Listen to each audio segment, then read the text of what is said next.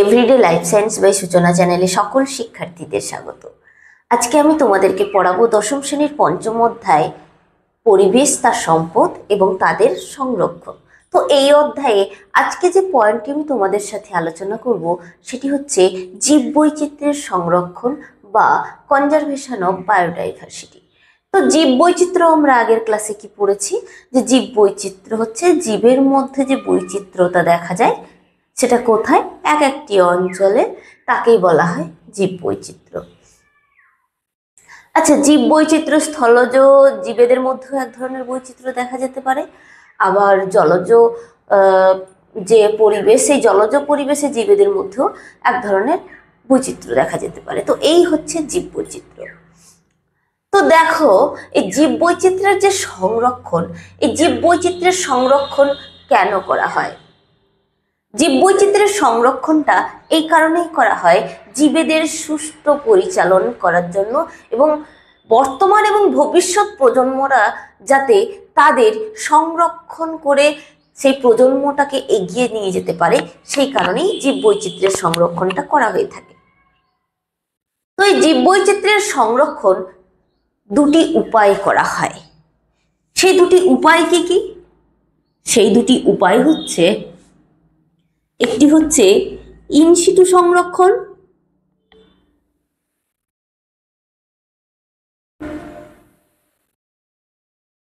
অপরটি হচ্ছে এক্সিটু সংরক্ষণ।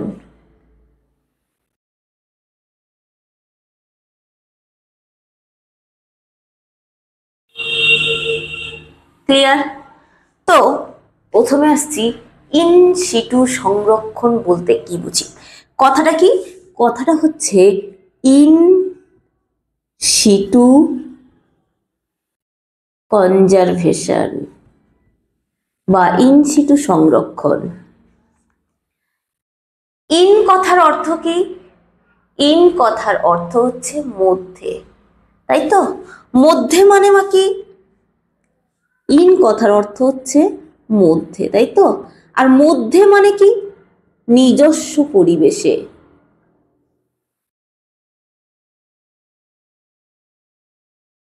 তার মানে কি দাঁড়ায়? যে নিজস্ব পরিবেশে যখন জীবেদের সংরক্ষণ করা হয়, কি ধরনের জীবেদের? যারা বিলুপ্ত প্রায়, তাই তো, বা বিলুপ্তির দিকে এগিয়ে যাচ্ছে, বা যে সমস্ত প্রাণীদের সংখ্যা কমে আসছে, সংখ্যা কমে আসলে অবশ্যই বিলুপ্তির দিকে এগিয়ে যাবে, সাধারণ কথা। তো সেই ধরনের জীবেদেরকে যখন নিজস্ব পরিবেশ, অর্থাৎ তার নিজস্ব পরিবেশে, সে যেই জায়গায় জন্মেছে, চলাফেরা করছে, বড় হচ্ছে, সেই পরিবেশে যখন সংরক্ষণ করা হবে, তখন তাকে বলা হবে ইন সিটু সংরক্ষণ। তো ইন সিটু সংরক্ষণ আবার তিন প্রকারের হতে পারে। কি কি? নাম্বার 1 হচ্ছে ন্যাশনাল পার্ক,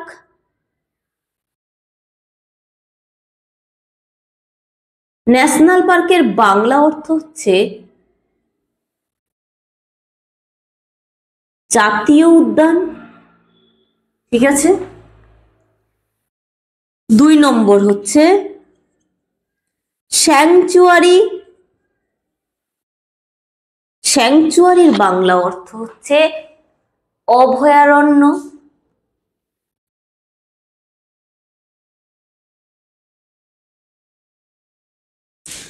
3 নম্বর হচ্ছে কি? রিজার্ভ ফরেস্ট, যার বাংলা অর্থ কি হচ্ছে? যার বাংলা অর্থ হচ্ছে সংরক্ষিত বনাঞ্চল।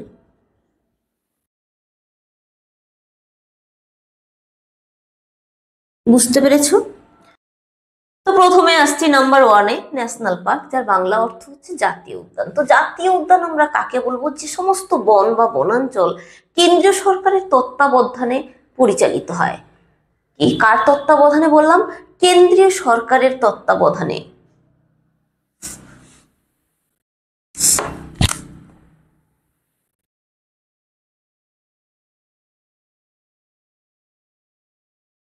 এই কেন্দ্রীয় সরকারের তত্ত্বাবধানে পরিচালিত হয়, ঠিক আছে?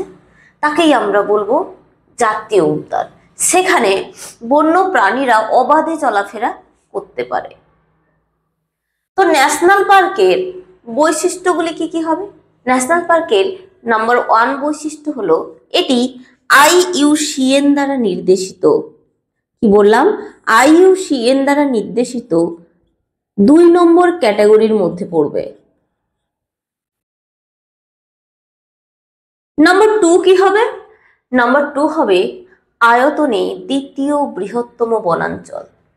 ঠিক আছে, এটি বায়োস্ফিয়ার রিজার্ভের ঠিক পরে পড়ে।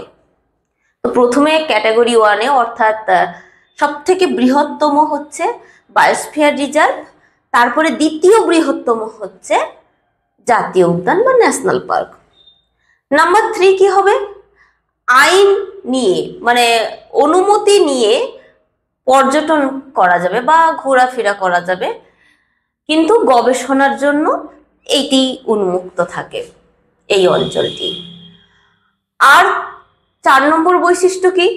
4 নম্বর বৈশিষ্ট্য হচ্ছে চোরা চালানি এবং চোরা শিকার সম্পূর্ণরূপে নিষিদ্ধ। ক্লিয়ার? তো ন্যাশনাল পার্কের কয়েকটি উদাহরণ যদি আমরা জেনে নিই, পশ্চিমবঙ্গের গরুমারা অভয়ারণ্য, জলদাপাড়া অভয়ারণ্য, তবে উত্তরাখণ্ডের করবেট ন্যাশনাল পার্ক বা জিম করবেট ন্যাশনাল পার্ক, এটি হচ্ছে ভারতের সর্বপ্রথম ন্যাশনাল পার্ক। কি বললাম? ভারতের সর্বপ্রথম জাতীয় উদ্যান হচ্ছে উত্তরাখণ্ডের করবেট ন্যাশনাল পার্ক। ক্লিয়ার? এবার নাম্বার 2-এ আসছি, স্যাংচুয়ারি বা অভয়ারণ্য। এই অভয়ারণ্য বা স্যাংচুয়ারি কথার অর্থ কি? এই স্যাংচুয়ারি কথার অর্থ বা অভয়ারণ্য, অভয় বা নির্ভয় ভাবে যখন জীবেরা বা কোনো পশুরা ঘুরে বেড়াতে পারে, মানে তারা তোমার পাশ দিয়ে ঘুরে বেড়াতে পারবে, কিন্তু তুমি তাদেরকে কিছু বলতেও পারবে না আর তাদেরকে ভয়ও দিতে পারবে না, তারাই নির্ভয় ভাবে ঘুরে বেড়াতে পারবে, তাকেই বলা হয় অভয়ারণ্য বা স্যাংচুয়ারি। অর্থাৎ অভয় অরণ্য মানে নির্ভয় ভাবে যে অরণ্যের মধ্যে পশু পাখি, পাখি তো না, পশু ঘুরে বেড়াতে পারবে, তাদেরই বলা হবে অভয়ারণ্য বা স্যাংচুয়ারি। তো এটি রাজ্য সরকারের দ্বারাই পরিচালিত হয়। আর কি হয়? এর বৈশিষ্ট্যগুলো কি কি হয়? এর বৈশিষ্ট্যগুলি হচ্ছে IUCN দ্বারা নির্দেশিত, এটি ক্যাটাগরি 4-এ পড়ে। এটি কত নম্বর ক্যাটাগরিতে পড়ে? ক্যাটাগরি 4। ক্লিয়ার? নাম্বার 2 কি হবে বৈশিষ্ট্য? যে সমস্ত প্রাণীরা অবলুপ্তির পথে, তারা নির্ভয়ভাবে ঘোরাফেরা করতে পারে।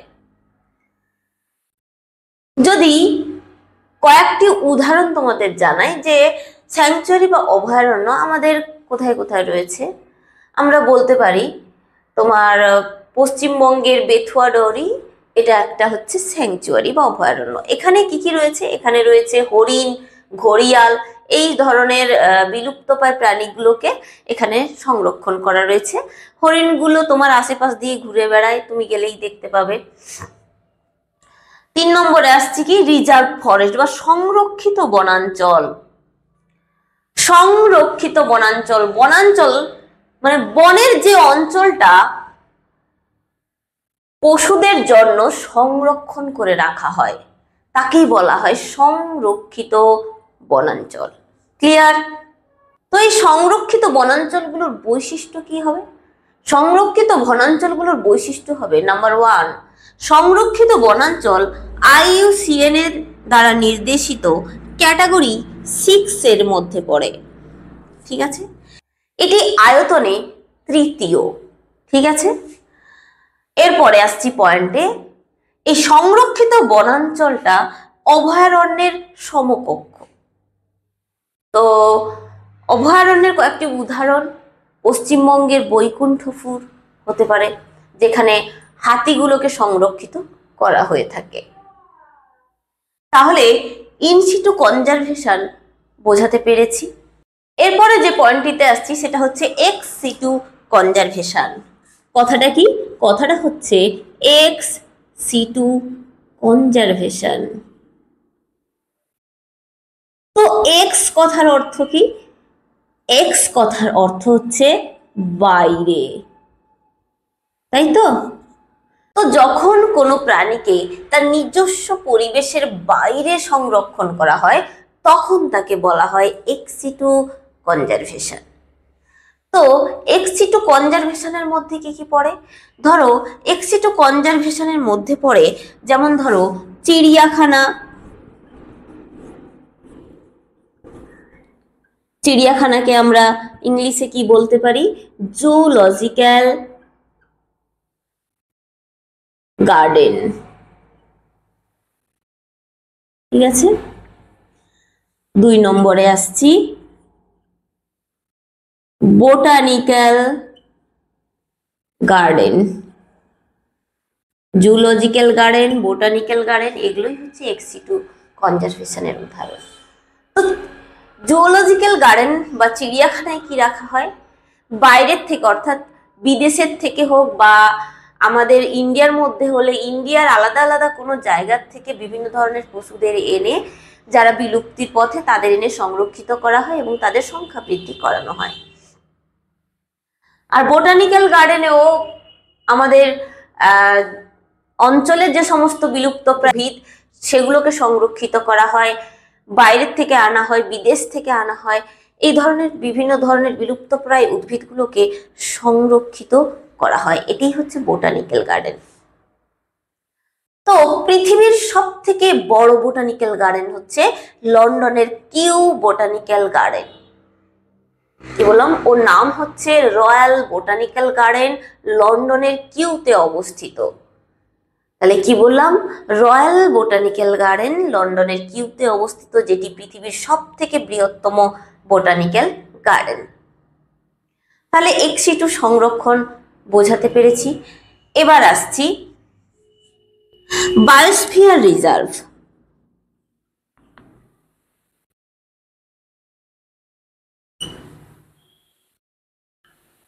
তো বায়োস্ফিয়ার রিজার্ভটা কি?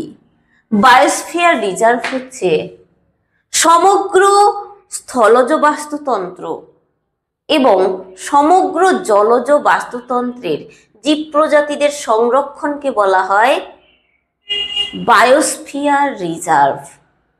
তো এই বায়োস্ফিয়ার রিজার্ভ IUCN এ নির্দেশিত ক্যাটাগরি 1 এ পড়ে।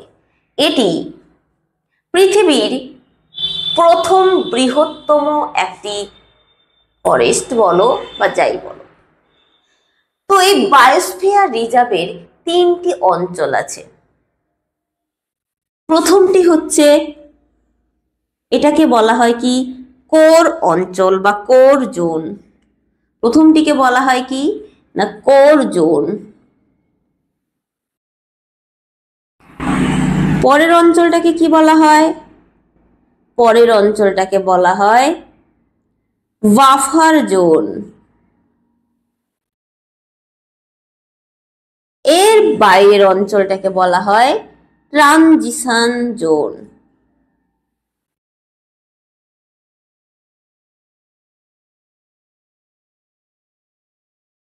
ঠিক আছে, বুঝতে পেরেছো? তো এই যে ট্রানজিশন জোন রয়েছে, এই ট্রানজিশন জোনে বসতি গড়ে ওঠে অনেক সময়। ক্লিয়ার? এই ট্রানজিশন জোনে কেবলমাত্র অনেক সময় বসতি গড়ে ওঠে। আর এই যে কোর অঞ্চলে, এখানে তো নির্ভয়ে পশুরা অবাধ চলাফেরা করতে পারে, এখানে কারোর কোনো প্রবেশের অনুমতিই নেই। ঠিক আছে, তাহলে বায়োস্ফিয়ার রিজার্ভ বোঝাতে পেরেছি। তাহলে ভিডিওটা এখানেই কমপ্লিট করছি। কারোর যদি কোনো প্রশ্ন বা কোয়ারি থাকে অবশ্যই কমেন্ট সেকশনে লিখে পাঠাবে এবং আমার চ্যানেলটিকে লাইক, শেয়ার, সাবস্ক্রাইব করে পাশে থাকা বেল আইকনটি প্রেস করে দেবে, যাতে আপলোড ভিডিওর পরবর্তী নোটিফিকেশন তোমাদের কাছে পৌঁছে যায়। ধন্যবাদ।